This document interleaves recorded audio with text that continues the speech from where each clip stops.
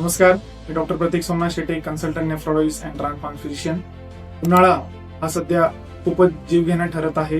प्रत्येक ठिकाणी 40च्या वरती टेम्परेचर जात आहे. त्याच्यामध्ये आपल्या शरीराचं पाणी आणि आपली एनर्जी कशी कंझर्व करता येईल याबद्दल आपण माहिती घेऊया. रोज कमीत कमी 3 ते 4 लिटर पाणी प्या, रसदार फळं खा.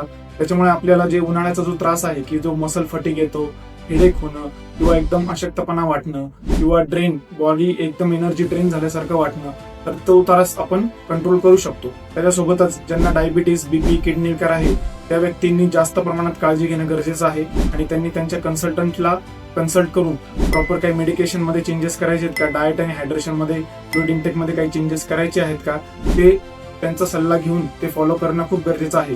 तर ह्या उन्हाळ्यामध्ये, ह्या समरमध्ये stay cool, stay hydrated and protect your kidney health हा मंत्र मी तुम्हाला देऊ इच्छितो. धन्यवाद.